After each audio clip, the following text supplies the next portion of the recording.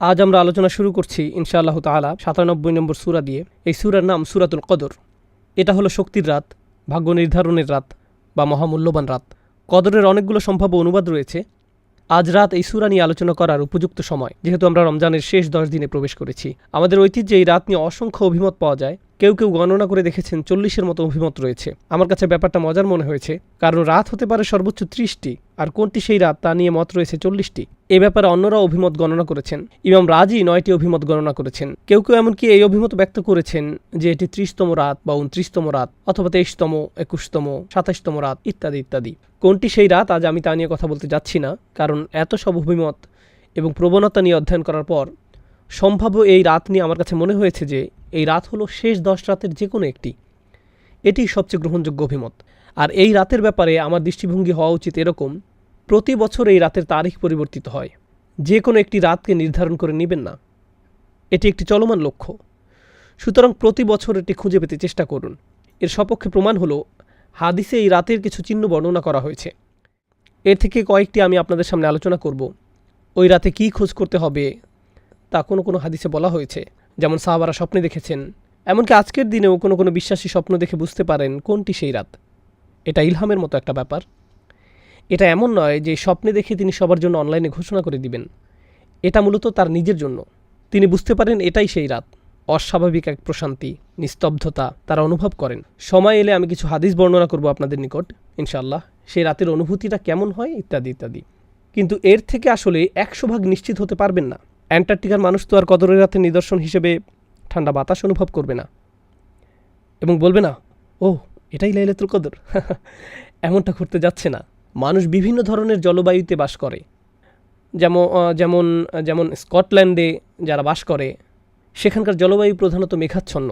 এজন্য সকালবেলা সূর্যের তীব্র আলো সেখানে খুব একটা দেখা যায় না। তাই এভাবে বলা কঠিন যে অমুক অমুক নিদর্শনগুলো একেবারে পরিষ্কারভাবে লাইলাতুল কদরের প্রতি নির্দেশ করছে। কিছু কিছু নিদর্শন এই রাতের প্রতি সম্বন্ধযুক্ত করা হয়েছে, তবে এটা হার্ড কোনো সায়েন্স নয়। তবুও আমি আবারও আমার নিজেকে এবং আপনাদেরকে স্মরণ করিয়ে দিতে চাই, এই রাতের খোঁজ করা খুবই গুরুত্বপূর্ণ এক অনুসন্ধান। এটা এত বড় একটি ব্যাপার যে আল্লাহ সম্পূর্ণ একটি সূরা, একটি বা দুইটি আয়াত নয়, আল কোরআনের সম্পূর্ণ একটি সূরা উৎসর্গ করেছেন শুধু এই উদ্দেশ্যে। আর এটাই কেবল নয়, সূরা দুখানের শুরুতে তিনি আবারও এই রাতের কথা বলেছেন। ৪৪ নম্বর সূরার প্রথম প্যাসেজ শুধু এই রাতের জন্য তিনি উৎসর্গ করেছেন। এই রাত কিসের প্রতি আভাস দেয়? কেন এই রাত গুরুত্বপূর্ণ? তাই এটা কোনো ছোট ব্যাপার নয়। অন্য অনেক দিন এবং রাতের মর্যাদাও ইসলামে স্বীকৃত। যেমন হজের দিনগুলোর পবিত্র মর্যাদা রয়েছে, গোটা রমজান মাসেরও একটা ধর্মীয় মর্যাদা রয়েছে। কিন্তু বছরের যে কোনো সময় বা তারিখের জন্য এভাবে গোটা একটি সূরা উৎসর্গ করা হয়নি। এইরকম আর হয়নি।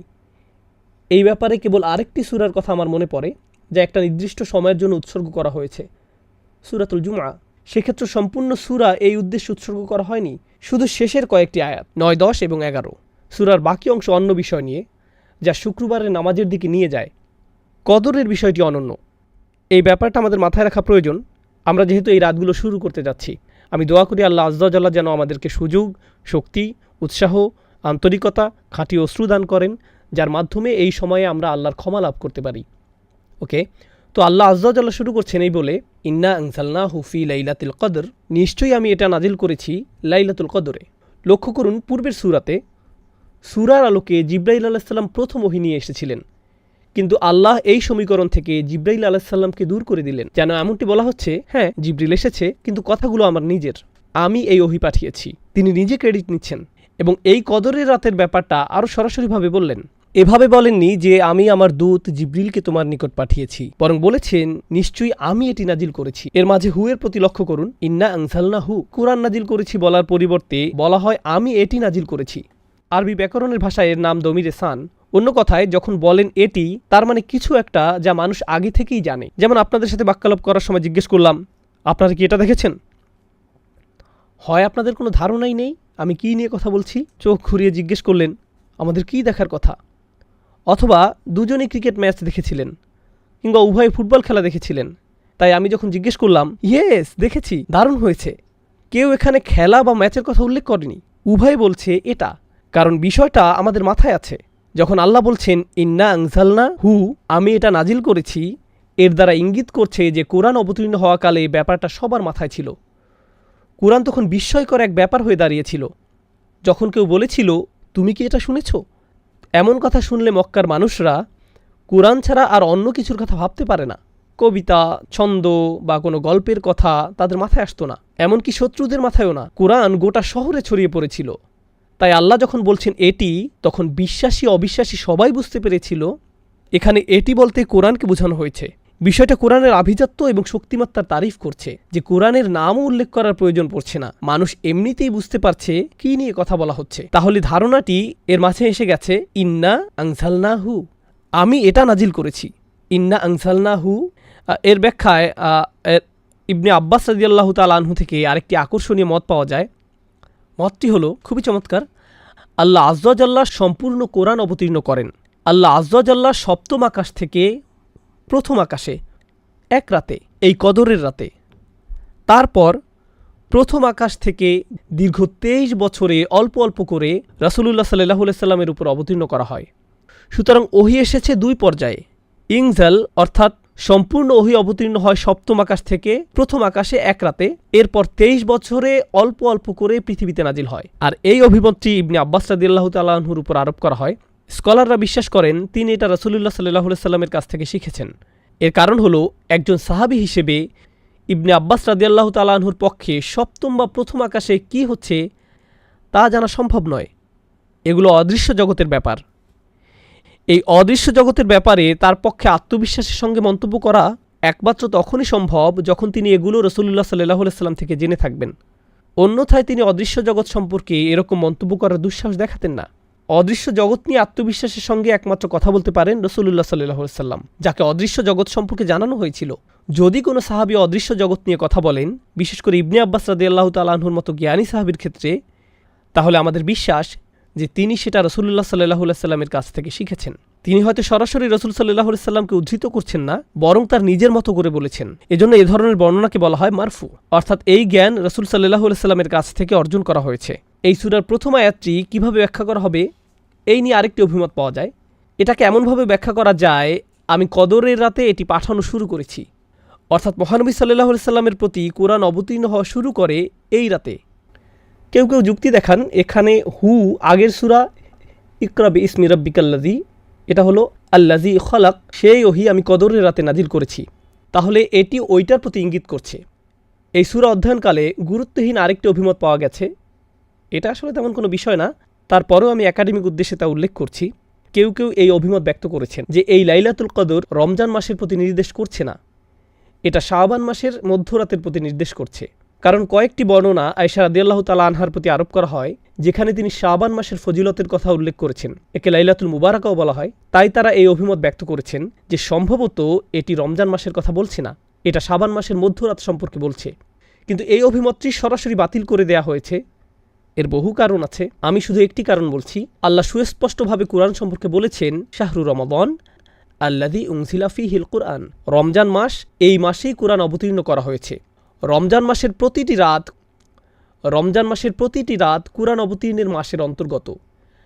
তাই আল্লাহ যেহেতু বলছেন আমি এটি লাইলাতুল কদরে অবতীর্ণ করেছি, সুতরাং লাইলাতুল কদর কেবল রমজান মাসেই হওয়া সম্ভব। এই দুইটি একে অপরের সাথে ওতপ্রোতভাবে জড়িয়ে আছে, একে অন্যভাবে দেখার অবকাশ নেই। এখন আমি কদর শব্দের অর্থ নিয়ে কিছু কথা শেয়ার করতে চাই। 3 ভাবে কদর শব্দের ব্যাখ্যা করা যায় বা চিন্তা করা যায়। 3 ভাবে কদর শব্দের ব্যাখ্যা করা যায়। এই বিশ্লেষণ আমাদেরকে সূরার কাঠামো এবং এর অর্থ বুঝতে সাহায্য করবে ইনশাআল্লাহ তাআলা। আরবিতে কদর শব্দের একটি অর্থ হলো নিরূপণ করা, কিয়াস করা, কোনো কিছুর সীমা নির্ধারণ করে দেয়া। তাকদীর বলতে কোনো কিছুর চৌহদ্দি ঠিক করে দেয়া বোঝায়। কুরআনের অন্যত্র এসেছে কদ্দারনাহু মানাজিলা, আমরা চাঁদের জন্য বিভিন্ন পর্যায় নিরূপণ করে দিয়েছি। সুতরাং একভাবে এটাকে ব্যাখ্যা করা হয়েছে এভাবে যে সূরা দুখানের সাথে মিলে যায়। একটু পরে সেটা নিয়ে আলোচনা করব। এই রাতে আল্লাহ বছরের বাকি সময়ের বড় বড় সিদ্ধান্তগুলো পাঠিয়ে থাকেন এবং সমস্ত ভালো সিদ্ধান্তগুলো, সব ভালো ভালো সিদ্ধান্তগুলো, বড় বড় সিদ্ধান্তগুলো পাঠিয়ে থাকেন।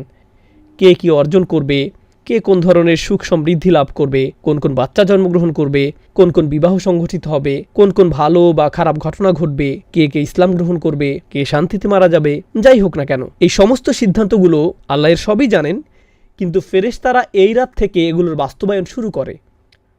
সরকারের যেমন বাজেট থাকে এবং সেই বাজেটের বাস্তবায়ন থাকে, এটা সেই রাত, এটা সেই রাত, এটা সেই রাত যে রাতে আল্লাহর সিদ্ধান্তগুলো পাঠানো হয় এবং ফেরেশতাদের মাধ্যমে এগুলোর বাস্তবায়ন করা শুরু হয়।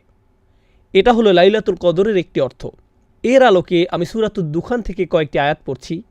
হামিম ওয়াল কিতাবিল মুবিন, হামিম সুস্পষ্ট কিতাবের কসম, ইন্না আনসালনাহু ফি লাইলাতিন মুবারাকাহ, আমি একে অবতীর্ণ করেছি এক বরকতময় রাতে। এমন রাত যে রাতে কল্যাণের শুধু বৃদ্ধিই ঘটে, আপনার প্রত্যাশার চেয়েও বেশি কল্যাণের প্রকাশ ঘটতে থাকে। এই শব্দটি মাথায় রাখুন। মুবারাকা মানে এমন কিছু যাকে বহুগুণে বৃদ্ধি পাওয়ার ক্ষমতা দেয়া হয়েছে। মুবারাকের অর্থ এটাই, এমন কিছু যা বর্তমান থাকে এবং বহুগুণে বৃদ্ধি পায়। এই ধারণার কাছে আমরা আবার ফিরে আসবো সূরা কদর শিখতে থাকা অবস্থায়। এই বহুগুণে বৃদ্ধি পাওয়াটা দেখতে পাবো, আর সেটা হবে মুবারাকার তাফসির। কেন এই রাতে সওয়াব বহুগুণে বৃদ্ধি পায়? ইন্না কুন্না মুনজিরিন, নিশ্চয়ই আমি সতর্ককারী। ফিহা ইউফরাকু কুল্লু আমরিন হাকিম, সেই রাতে প্রত্যেক প্রজ্ঞাপূর্ণ সিদ্ধান্ত আলাদা করা হয় এবং বিতরণ করা হয়।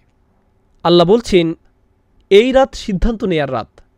কদর মানে ভাগ্য, সীমা এবং সে সিদ্ধান্তগুলো এখন আল্লাহ আজ্জা জাল্লা কর্তৃক জারি করা হয়েছে। আমরিন মিন ইনদিনা, আমার আদেশক্রমে। ইন্না কুন্না মুরসিলিন, আমি প্রেরণ করি। রহমাতাম মির রব্বিক ইন্নাহু হুয়া সামিউল আলিম, অর্থাৎ এই সমস্ত আদেশ আল্লাহর দয়া এবং ভালোবাসার বহিঃপ্রকাশ। এইগুলো আল্লাহর কাছ থেকে ভালোবাসাপূর্ণ আদেশ। এই রাতে যে সিদ্ধান্তগুলো আসে সেগুলো ধ্বংসের সিদ্ধান্ত নয়, দুর্যোগ বা এরকম কিছু নয়। সিদ্ধান্তগুলো আল্লাহর পক্ষ থেকে দয়া, ভালোবাসা এবং স্নেহের প্রকাশ। এই অংশটা গুরুত্বপূর্ণ। ইন্নাহু হুয়া সামিউল আলিম, তিনি সর্বশ্রোতা এবং সর্বজ্ঞানী। আপনার অন্তরে কি হচ্ছে, কি দোয়া করছেন, বিশেষ করে এই রাতে আল্লাহ তার সব কিছুই শুনছেন। সূরাতুদ দুখানের এই আয়াতগুলোতে তিনি এটাই বলছেন।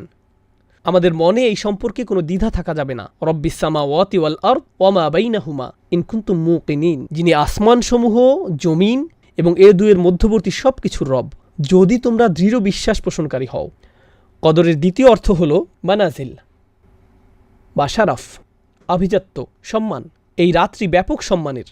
কেন? ব্যাপারটাকে এভাবে ভাবতে পারেন, সবচেয়ে সম্মানিত ফেরেশতা জিবরাইল আলাইহিস সালামের আগমন ঘটে এই রাতে। তিনি আল্লাহর সবচেয়ে সম্মানিত বই কুরআন নিয়ে আগমন করেছিলেন, আর তিনি সবচেয়ে সম্মানিত রাসূলকে এটি প্রদান করেন সবচেয়ে সম্মানিত রাতে।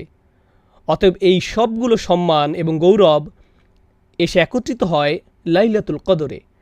মনে হয় যেন প্রথম আয়াতটি ইন্না আনজালনাহু ফি লাইলাতুল কদর বর্ণনা করছে যে কেন এই রাত্রি এত সম্মানের এবং এত গৌরবের। এখন পর্যন্ত আমি ভাগ্য এবং সম্মান অর্থের ব্যাখ্যা করেছি। কদর বা কুদরতের আরেকটি অর্থ হল ক্ষমতা।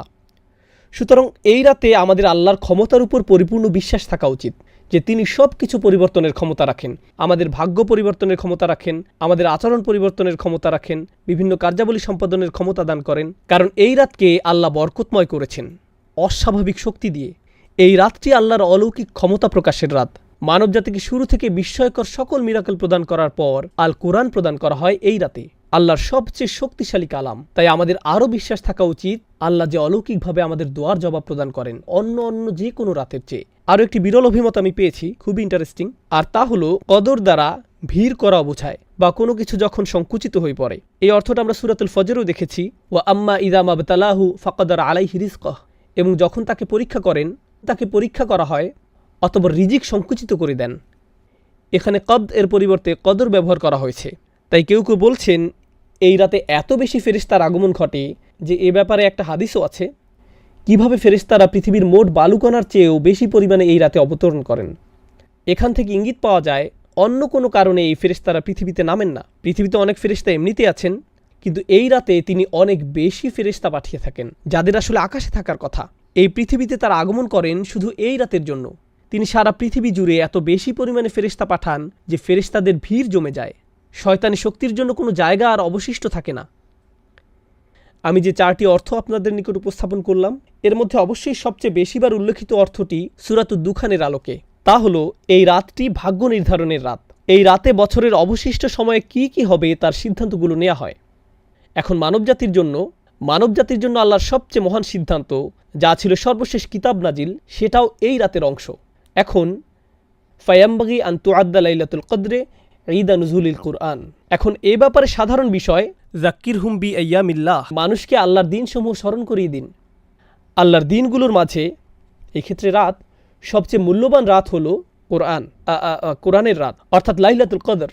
তিনি বলেন এটা মূলত মুফাসসির ইবনুল আশুর বলেন এই রাতকে কোরআনের ঈদ হিসেবে মনে করা উচিত, যেন এটা কোরআনের বর্ষপূর্তি যা আমরা এই রাতে উদযাপন করছি।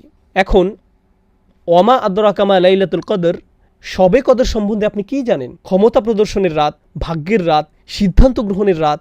এই রাতটি সম্পর্কে আপনি কি জানেন? কোন বিষয়টি এই রাতের মূল্য বুঝতে সাহায্য করবে?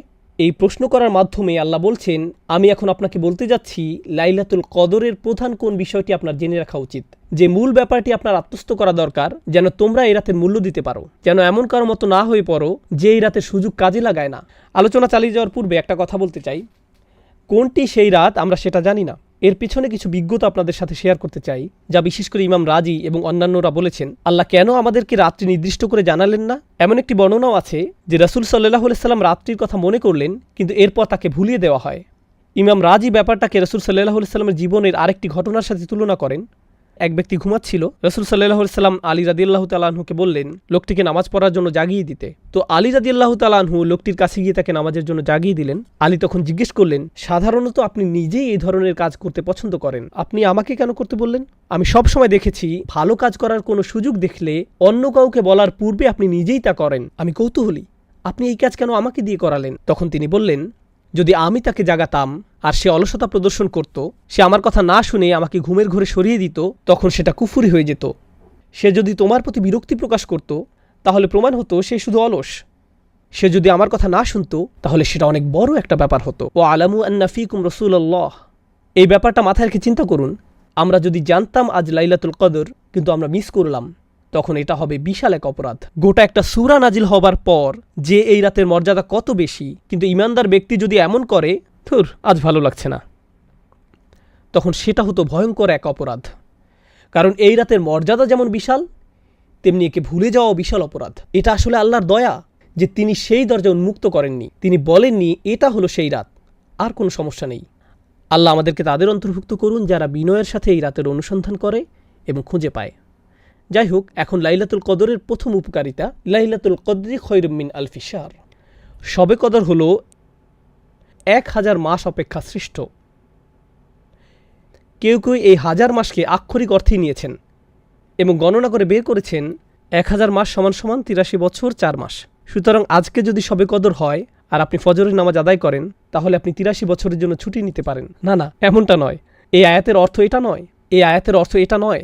আরেকটি ব্যাপার যেটা লক্ষণীয়, আল্লাহ তাআলা বিভিন্ন পরিমাপে সময়ের উল্লেখ করেন, যেমন হাজার বছর, আলফা সানাতিন, কখনো যোগ করেন মিম্মা তাউদ্দুন, তোমাদের গণনার হিসেবে।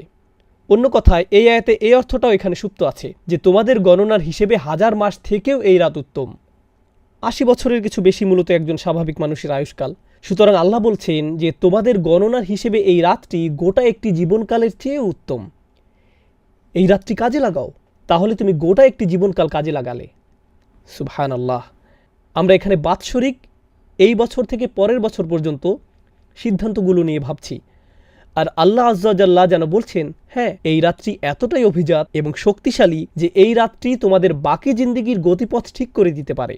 লাইলাতুল কদরি খৈরুম মিন আলফি শাহর। এটা শুধু এমন না, আপনার 1 রাকাত নামাজ 1000 মাস 1 রাকাত নামাজ পড়ার সমান, একবার জিকির করা এভাবে 1000 মাস জিকির করার সমান। যদিও এই ব্যাপারটা খুবই চমৎকার, এই আয়াত আরও যে ব্যাপক অর্থ প্রকাশ করে তা হলো এই একটি রাত একটি সম্পূর্ণ জীবনকাল থেকেও শ্রেষ্ঠ। তাই আন্তরিকভাবে আমাদেরকে এই রাত ইবাদতে কাটাতে হবে, যেন আমরা নিজেদের মধ্যে ইতিবাচক পরিবর্তন নিয়ে আসতে পারি এবং আশা করব যে আমাদের বাকি জীবন আল্লাহর রহমতে আশীর্বাদ পুষ্ট হয়ে উঠবে। এটা কদরের প্রথম মূল্য। প্রসঙ্গত, আরবিতে কদরের একটি অর্থ হলো মূল্য। এটা দামি রাত। তাই লাইলাতুল কদরি খৈরুম মিন আলফি শাহর বলার মাধ্যমে প্রথম প্রশ্নের জবাব দেয়া হলো, এই রাতের মূল্য কি? এটা যদি দামি রাত হয় তাহলে এর দাম কত? 1000 মাসের চেয়েও বেশি। প্রসঙ্গত, খৈরুম মিন তিনি বলেননি কত গুণ বেশি। এটা কি 1000 মাসের চেয়ে 1000 গুণ বেশি উত্তম? তিনি এখানে সংখ্যা নির্ধারণ করে দেননি, বলেছেন এটা 1000 মাসের চেয়েও উত্তম, অর্থাৎ 1000 মাস শুধু আপনার গণনায়, এর সীমা আরও বেশি। যদি বলা হতো লাইলাতুল কদরি মিসলু আলফি শাহর, কদরের রাত 1000 মাসের মতো, কিন্তু বলা হয়েছে 1000 মাসের চেয়ে উত্তম, তাহলে কদরের একটি মানে হলো মূল্য, আর এর মূল্য বলে দেওয়ার মাধ্যমে এর জবাব দেয়া হলো এটা 1000 মাসের চেয়েও উত্তম। কদরের আরেকটি অর্থ হলো ডিক্রি, বা আল্লাহর আদেশ, যা সব কিছুর জন্য আসে। তাই পরবর্তী আয়াতে কদরের অন্য এই অর্থটি নিয়ে কথা বলা হয়েছে, তানাজ্জালুল মালাইকাতু ওয়ার রূহ ফিহা বিইজনি রাব্বিহিম মিন কুল্লি আমরিন। সে রাতে ফেরেশতা ও রূহ তাদের রবের অনুমতিক্রমে, বাইবেলে যাকে হোলি স্পিরিট বলা হয়েছে, কোরআন তাকে অভিহিত করে রূহ নামে, মানে জিব্রাইল আলাইহিস সালাম। তাহলে ফেরেশতারা অবতরণ করেন, সাথে স্পেশাল গেস্ট জিব্রাইল আলাইহিস সালাম, ওহী নাজিলের আসল স্টার। সকল ফেরেশতাদের মধ্যে যিনি শুরুতে কোরআন নিয়ে এসেছিলেন, সেই মহান ফেরেশতা নিজেই আবার কুরআন বার্ষিকী উদযাপন উপলক্ষে পৃথিবীতে অবতরণ করেন। একবার চিন্তা করে দেখুন, আমরা কি নিয়ে কথা বলছি? মুতাঈন সাম্মা আমিন, সবার মান্যবর, সেখানকার বিশ্বাসভাজন। শুধু তিনি নন, তার অরিজিনাল টিম, যারা কুরআন নাজিলের সময় দলে দলে নেমে আসতেন, তারা সবাই কদরের রাতে পৃথিবীতে অবতরণ করেন। ইনিই সেই জিবরিল আলাইহিস সালাম, যিনি মূসা আলাইহিস সালাম, ঈসা আলাইহিস সালামের নিকট কিতাব নিয়ে এসেছিলেন, ওয়া আইয়াদনাহু বিরূহিল কুদুস, এবং যিনি রাসূলুল্লাহ সাল্লাল্লাহু আলাইহি সাল্লামের নিকট ওহী নিয়ে আসতেন। আজকে তিনি আমাদের মাঝে, তার সকল অনুসারীরাও এবং অন্য সব ফেরেশতারা, তারা বিভিন্ন ডিপার্টমেন্টে কাজ করে। প্রথম আকাশে যেমন ফেরেশতারা আছেন, দ্বিতীয় আকাশে আছেন, তৃতীয় আকাশে আছেন, এভাবে সব আকাশে আছেন। ফেরেশতাদেরকে বিভিন্ন কাজের জন্য নিয়োগ করা হয়। যেমন 2 জন আমাদের গার্ড দিয়ে থাকেন, 2 জন আমাদের কর্মের হিসাব রাখেন, ফেরেশতারা আরশের চারপাশে ইস্তেগফাররত থাকে, ফেরেশতারা বিভিন্ন রকমের কাজ করেন। কদরের রাতে সব ফেরেশতাদের তাদের নিজস্ব কাজ থেকে মুক্তি দিয়ে দুনিয়াতে পাঠানো হয়। এমনকি জিব্রাইল আলাইহিস সালাম অবতরণ করেন ইনদা সিদরাতিল মুনতাহা, সিদরাতিল মুনতাহার নিকট থেকে, যেখানে তার মাকাম, যেখানে তিনি আমিন, তিনি সেখান থেকে এই রাতের জন্য অবতরণ করেন। তো তিনি বলছেন সবাই অবতরণ করেন বিইজনি রাব্বিহিম, তাদের প্রভুর অনুমতিক্রমে। এই ব্যাপারটা বোঝা গুরুত্বপূর্ণ। ফেরেশতাদের নিজস্ব দায়িত্ব রয়েছে, আল্লাহ তাদেরকে তাদের কাজ থেকে মুক্তি দিয়ে এই রাতের জন্য প্রেরণ করেন। এই জন্য বিইজনি রাব্বিহিম এখানে গুরুত্বপূর্ণ। তিনি বলেন মিন কুল্লি আমর, আল্লাহর আদেশে তারা আসেন সকল বিষয় নিয়ে, সকল সিদ্ধান্ত নিয়ে। তার মানে এটা যদি স্বাস্থ্য সংক্রান্ত ব্যাপার হয়, ব্যক্তিগত কোনো ব্যাপার হয়, পারিবারিক ইস্যু, যুদ্ধ সংক্রান্ত ব্যাপার, আধ্যাত্মিক ব্যাপার, শারীরিক ব্যাপার, অর্থনৈতিক ব্যাপার, যে ব্যাপারই হোক না কেন, আল্লাহর আদেশে তারা সব ধরনের ব্যাপার সমাধান করতে আসেন এবং মানুষকে সব ইস্যুতে সাহায্য করেন। আল্লাহর কদরের ঘোষণা দিয়ে, আল্লাহর রাজকীয় আদেশের ঘোষণা দিয়ে এই রাতে তাদের জন্য যারা এর সন্ধান করে।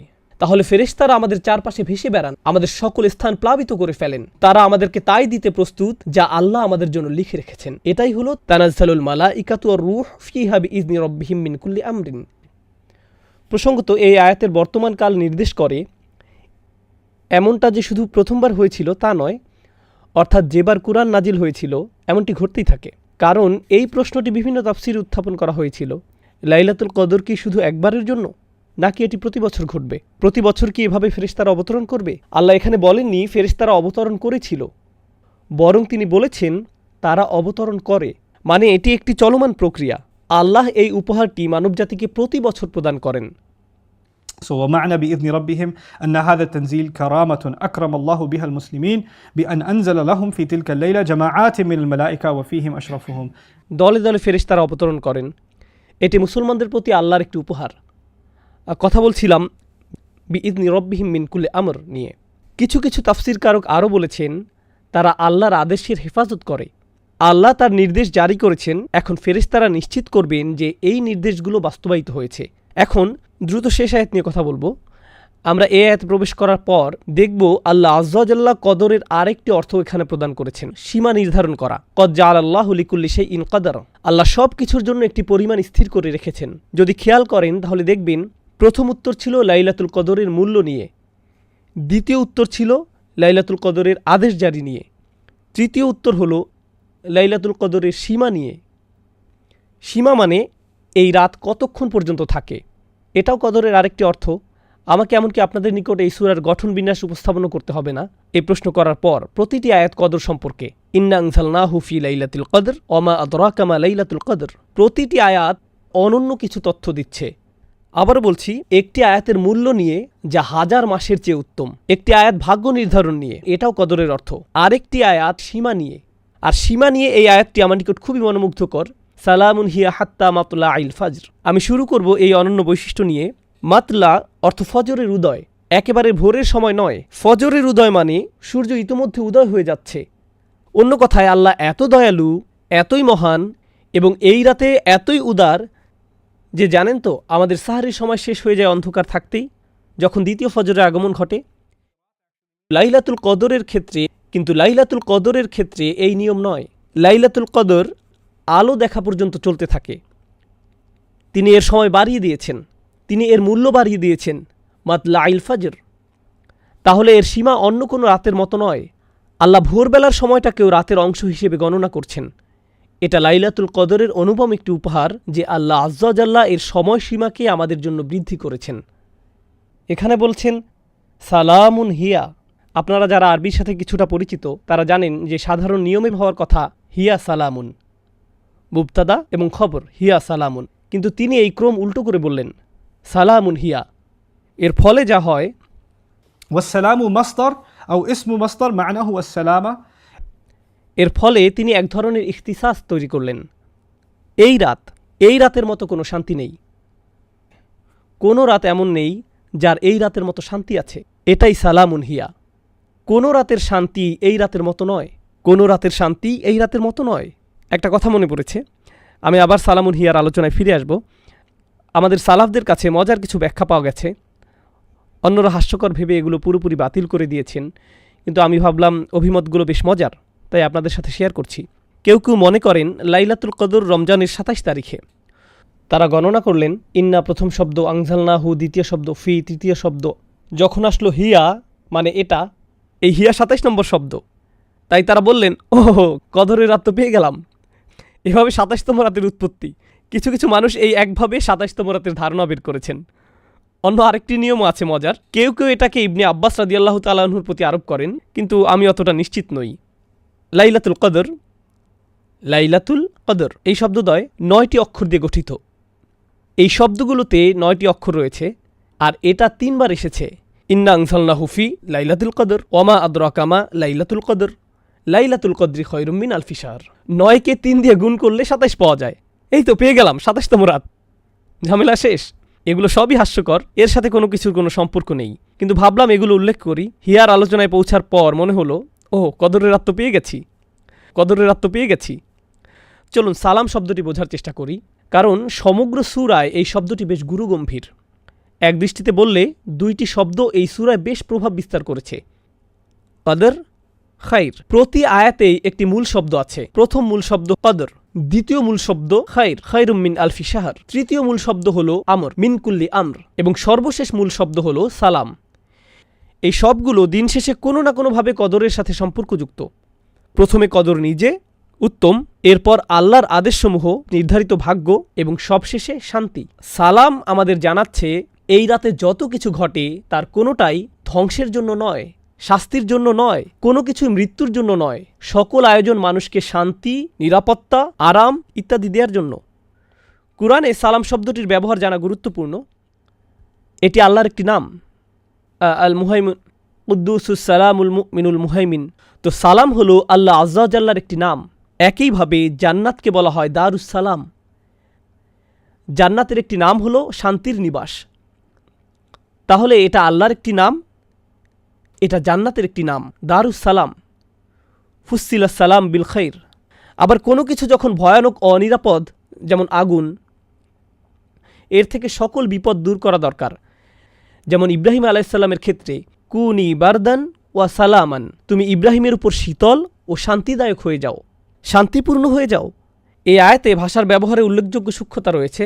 শুধু যে সালামুন প্রথম এসেছে এবং হিয়া পরে এসেছে তাই নয়, অন্য আরেকটি ব্যাপারও এখানে দারুণ সুন্দর। আর তা হলো আরবিতে সালাম শব্দটি মাসদার। এটি একটি ইনফিনিটিভ, পিস, এর ইংরেজি প্রতিশব্দ পিস। এখন রাত কিন্তু শান্তি নয়, রাত হলো শান্তিপূর্ণ। রাত নিজে শান্তি নয়, বরং রাত হতে পারে শান্তিপূর্ণ। আল্লাহ বলেননি রাত শান্তিপূর্ণ, তিনি বলেছেন রাত নিজেই শান্তি। যেন এখানে বলা হচ্ছে রাতটি শুধু যে শান্তিপূর্ণ তাই নয়, বরং আসলে তুমি যদি এই রাতের সুযোগ নিতে পারো তাহলে তুমি শান্তি অর্জন করে ফেলেছ। তোমার অবশিষ্ট জীবনের জন্য তুমি চূড়ান্ত শান্তির সন্ধান পেয়েছ। তুমি যদি এই রাত না পেয়ে থাকো তাহলে শান্তি কাকে বলে তুমি সেটা জানোই না। এখানে এমনি একটি বিবৃতি, মুবালাগা বিবৃতি দেয়া হয়েছে, সালামুন হিয়া হাত্তা মাতলাইল ফজর। একইভাবে সালামকে এখানে আদেশ হিসেবেও বিবেচনা করা যায়। যেমন উদাহরণস্বরূপ আমরা বলি চুপ, চুপ থাকো বলার পরিবর্তে চুপ থাকো একটি আদেশ, কিন্তু শিক্ষক এটাও বলতে পারেন সাইলেন্স, অথবা একজন বিচারক বলতে পারেন অর্ডার। তিনি বলেন না শৃঙ্খলা বজায় রাখো, তিনি শুধু বলেন অর্ডার। সুতরাং কখনো কখনো আদেশ দিতে নাউন ব্যবহার করা হয়। এই অর্থ মাথায় রেখে সালামুন হিয়া পড়লে সালামুন হিয়া হাত্তা মাতলাইল ফাজর এর অর্থ হয় তোমরা ভালো চাইলে শান্তি বজায় রাখো, এই রাতে কোনো মারামারি নয়, তর্ক বিতর্ক নয়। আমি আমার ফেরেশতাদের পাঠিয়েছি, ডিক্রি জারি করেছি, এই রাতের মতো মূল্যবান কোনো রাত নেই। তোমরা ভালো চাইলে এই রাতে আল্লাহর নিকট সম্পূর্ণরূপে আত্মসমর্পণ করো। সালাম দিল্লুল হার্ব, এটা যুদ্ধের বিপরীত। তোমরা ভালো চাইলে অন্য কারোর সাথে পীড়াদায়ক আচরণ করো না, কাউকে কষ্ট দিয়ে কথা বলো না, আল্লাহর সাথে ভালো আচরণ করো, মানুষের সাথেও ভালো আচরণ করো এবং আল্লাহর নিকট আত্মসমর্পণ করো। সূরার শেষে এটি একটি সাজেশন বা আদেশের মতো। ফজর উদয় হওয়ার আগ পর্যন্ত সকল দ্বন্দ্ব সংঘাত ভুলে যাও, সকল টেনশন ভুলে যাও। সালামুন হিয়া হাত্তা মাতলাইল ফাজর। অন্যরা আরও সাজেস্ট করেছেন কিভাবে জানবেন যে এটি লাইলাতুল কদর। আপনি এমন এক বিশেষ ধরনের শান্তি এই রাতে অনুভব করবেন যা অন্য রাতে করেন না। যখন নামাজে দাঁড়াবেন এমন এক প্রশান্তি অনুভব করবেন যে নামাজ ছাড়তে চাইবেন না। এমন শান্তি অন্য কোনো সময় অনুভব করেননি। সম্পূর্ণ অস্বাভাবিক এক আধ্যাত্মিক অভিজ্ঞতা যা আল্লাহ লাইলাতুল কদরের এই রাতে বিশ্বাসীদেরকে দান করেন। এখন কিছু বিষয় বর্ণনা করব যেগুলো আমরা লাইলাতুল কদরে অনুসন্ধান করি, যা শুরুতে পড়ার কথা ছিল, আমি এখন সেগুলো পড়ছি। এই রাতে আমরা কি কি জিনিস চাইব এবং এই রাতে মূল্য সম্পর্কে হাদিসে কি বলা হয়েছে। অবশ্যই আল আজাল আল আরজাক খিলালিল আম ফিহা ইফরাকু কুল্লু আমরিন হাকিম।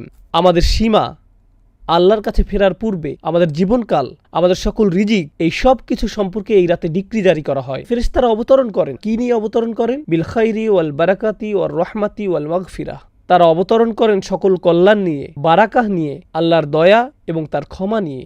প্রসঙ্গত আমি আগে যেমন বলেছিলাম, সম্ভবত এই রাতে যেসব ফেরেশতা অবতরণ করেন তাদেরকে পাঠানো হয় শুধু এই রাতের জন্য। অন্য কোনো সময় তাদের আগমন ঘটে না। বিশেষ করে এটা জিবরিল আলাইহিস সালামের জন্য আরও বেশি সত্য। তারপর এটা সেই রাত কিনা তা বোঝার কিছু উপায় তুলে ধরছি। আবারও বলছি, এখানে ভৌগোলিক সীমাবদ্ধতার কথাটা মাথায় রাখতে হবে। ইন্নী কুনতু উরিতু লাইলাতুল কদরি সুম্মা নুসিতুহা। এই হাদিসে রাসূল সাল্লাল্লাহু আলাইহি সাল্লাম বলেন, আমাকে লাইলাতুল কদর দেখানো হয়েছিল, পরে আবার আমাকে ভুলিয়ে দেওয়া হয়। ওয়াহিয়া ফিল আশরিল আওয়াখির, এর অবস্থান শেষ 10 রাতে। ওয়াহিয়া তালকাতু বালজাতুলা হাররা ওয়ালা বারিদা, বেশি গরম বা বেশি ঠান্ডা না। কানা ফিহা কামরান ইয়াফদাহু কাওয়াকিবুহা, যেন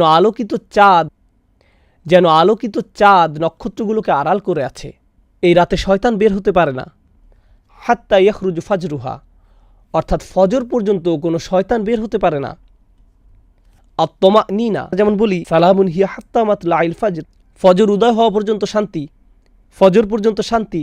এর অর্থ হলো মানুষ এই রাতে অস্বাভাবিক শান্তি অনুভব করে। তারাবিতে যোগ দিলে দেখবেন এই রাতে কেউ বিরক্ত হয় না, কেউ হাত পা নেড়ে কোনো বিরক্তি প্রকাশ করে না, বাচ্চারাও দুষ্টামি করছে না। নিশ্চয়ই এর কোনো কারণ আছে। এরপর তিনি বলেন, লাইলাতুল কদর লাইলাতুন তালকা লা হাররা লা বারিদা তুসবিহু শামসু ইয়াওমাহা হামরা দাঈফা। কেউ কেউ বলেন নরম বাতাস প্রবাহিত হয়। This is রাওয়াহু ইবনু খুসাইমা ওয়া সাহাহাহু আলবানী। পরের দিন সূর্য কেমন জানি লাল বর্ণ ধারণ করে। সূর্য উদয় হওয়ার সময় একটু লাল আকৃতি ধারণ করে। উদয় হওয়ার সময় এতে তীব্রতা দেখা যাবে না। قد يري الله الإنسان الليل في المنام। এমনও হতে পারে এটি কোন রাত আল্লাহ ঈমানদারদেরকে তার স্বপ্নে দেখাতে পারেন। অনেক সাহাবীর ক্ষেত্রে এমনটা ঘটেছিল। তারপর রাসূল সাল্লাল্লাহু আলাইহি ওয়াসাল্লাম বলেন, إن الملائكة تلك الليلة أكثر في الأرض من عدد الحصى। এটাও ইবনে খুজামা বর্ণনা করেছেন। এই রাতে পৃথিবীতে ফেরেশতাদের সংখ্যা মানে পৃথিবীর ক্ষুদ্র বালুকণার চেয়েও বেশি হয়। তো এগুলো শুধু কয়েকটি নিদর্শন। পরিশেষে আমি রাসূল সাল্লাল্লাহু আলাইহি ওয়াসাল্লামের আরেকটি হাদিস শেয়ার করতে চাই লাইলাতুল কদর নিয়ে। মান কামা লাইলাতুল কদরি ঈমানান ওয়া ইহতিসাবান গুফিরা লাহু মা তাকাদ্দামা মিন যামবিহি। যে কেউ কদরের রাতে দাঁড়াতে পারে, অর্থাৎ নামাজ পড়ে, তাহলে সবচেয়ে ভালো যে কাজ করতে পারেন লাইলাতুল কদরে রাত শুরু হলে তা হলো সালাত আদায় করা। আরও সেরা যা করতে পারেন সিজদায় দোয়া করতে থাকুন, আল্লাহর কাছে কান্নাকাটি করুন। এরপর রাসূল সাল্লাল্লাহু আলাইহি ওয়াসাল্লাম শুধু নামাজ পড়তে বলেননি, তিনি সেই নামাজের কিছু বৈশিষ্ট্য বর্ণনা করেছেন। চলুন সেই বৈশিষ্ট্যগুলো ব্যাখ্যা করি। একটা হলো ঈমানান, যে আল্লাহর সামনে নামাজ পড়ল ঈমান সহকারে, অর্থাৎ শুধু ঈমান নিয়ে নয়, সে সম্পূর্ণরূপে জানে যে আমার জীবনের সবচেয়ে সেরা জিনিস হলো এই নামাজ। সে ব্যক্তির এত বেশি আত্মবিশ্বাস আছে, আল্লাহর উপর নির্ভরতা আছে এই নামাজে, যার কোনো তুলনা হয় না। 1 নম্বর। এরপর ওয়া ইহতিসাবান। ইহতিসাব মানে যে সম্পূর্ণরূপে আত্মসচেতন, নিজের পাপ নিয়ে আমি সচেতন, আমি জানি আমার কি কি ত্রুটি আছে, কি কি বিষয় নিয়ে আমি আল্লাহর সামনে লজ্জিত, আমি আল্লাহর সামনে নামাজে দাঁড়িয়েছি লজ্জিত এবং বিনম্র হয়ে, এবং সম্পূর্ণরূপে বিশ্বাসী যে আল্লাহ আমাকে ক্ষমা করে দিবেন, আমার পাপগুলো দূর করে দিবেন। অতএব আমি আল্লাহর সামনে এসেছি অবনমিত হয়ে, অশ্রুসিক্ত নয়নে, নিজের সকল হিসেব নিয়ে, নিজের সকল দোষ স্বীকার করে, পাপ স্বীকারের নামাজ ইহতিসাবান। যদি এটা করতে পারেন, গুফিরা লাহু মা তাকাদ্দামা মিন যামবিহ। যত ধরনের অসম্মানজনক পাপই আপনার থাকুক না কেন, সমস্ত পাপ নিশ্চিতভাবে ক্ষমা করে দেওয়া হবে। সকল পাপ ক্ষমা করে দেওয়ার গ্যারান্টি দেওয়া হয়েছে আমরা যদি এরকম একটি মন নিয়ে আল্লাহর সামনে নামাজে দাঁড়াতে পারি। এই ধরনের নামাজ বেশ কঠিন সবাই মিলে একত্রে আদায় করা। এই ধরনের নামাজ অনেক সহজ যদি আপনি একা একা আদায় করেন। এটা এমনই একটি রাত নিজে নিজে পড়তে যদি অলসতা লাগে তাহলে অবশ্যই মসজিদে যান এবং জামাতে যোগদান করুন। এই রাতে শুধু আপনি, আল্লাহ আর চোখের পানি। এই রাতে এটাই হওয়া উচিত। আল্লাহর সামনে দাঁড়ান, কুরআন তেলাওয়াত করুন, আল্লাহর কাছে দোয়া করুন এবং এমন মানুষদের অন্তর্ভুক্ত হন যারা এই রাত পেয়ে সৌভাগ্যবান এবং আল্লাহর ক্ষমা পেয়ে সৌভাগ্যবান। আমাদের রাতগুলো এখন আর এতটা লম্বা নয়, খুব বেশি সময় আমাদের হাতে থাকে না। একটু বিশ্রাম নিন, নামাজ পড়ুন, বিশ্রাম নিন, নামাজ পড়ুন, বিশ্রাম নিন, আবার নামাজ পড়ুন। এই কাজগুলো করুন এই রাত্রিগুলোতে। আল্লাহ আজ্জা ওয়া জাল্লা আমাদের সবাইকে লাইলাতুল কদর পেতে সাহায্য করুন। বারাকাল্লাহু লি ওয়া লাকুম ফিল কুরআনিল হাকিম ওয়া নাফা'নি ওয়া ইয়্যাকুম বিল আয়াতি ওয়া যিকরিল হাকিম। আসসালামু আলাইকুম ওয়া রাহমাতুল্লাহি ওয়া বারাকাতুহু।